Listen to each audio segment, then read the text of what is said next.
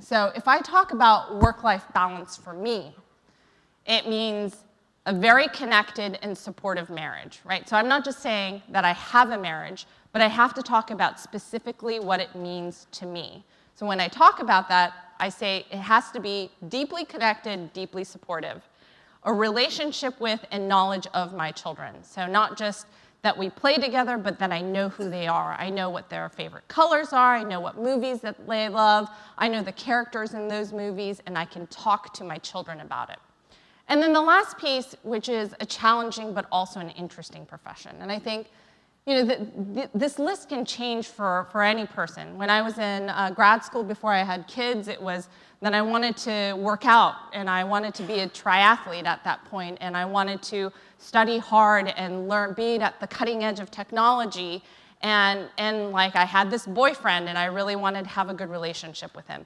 But over time, it's changed, and so I think for each and every one of you, you probably have 3 or 4 things you prioritize. The first step for me to achieve all of this is actually controlling my calendar. So in the background, you'll see sort of this faded version of what my calendar looks like on almost any given week. And it goes usually from somewhere around 8 o'clock to 6 p.m.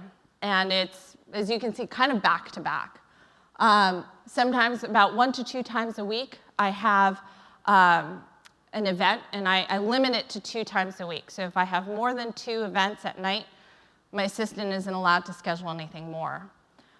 I believe actually a sustainable work week is about 60 hours, and this is something I talk to my startups about pretty openly. I think that the 100-hour weeks, I know that some of our startups are pulling, is not sustainable at the end of the day, but the 40-hour week is not going to make you competitive in those scenarios. So 60 hours, we've talked to a lot of executive coaches about this, and it feels like the resonance is that 60 hours is really hard, but it's also very doable and sustainable.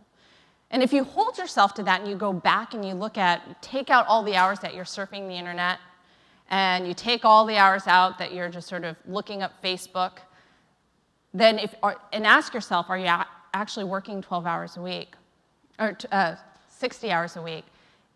It's actually, it's very difficult. And so sometimes what we do within our firm is we'll do a time audit, and we'll say, how are you spending each hour block?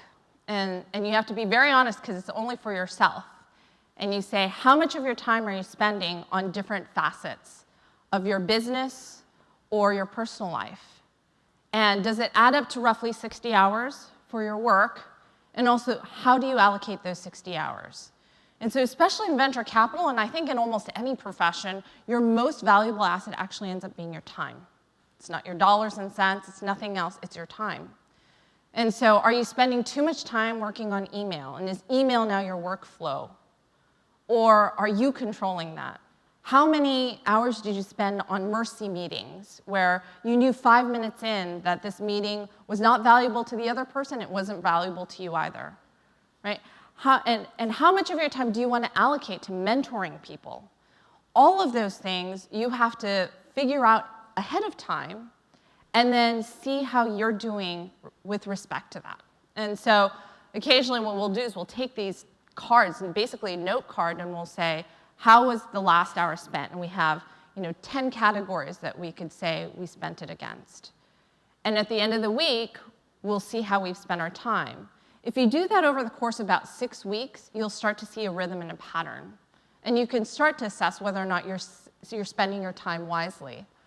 We've found that that is absolutely essential in order to really diagnose whether or not you are doing the right thing around your calendar.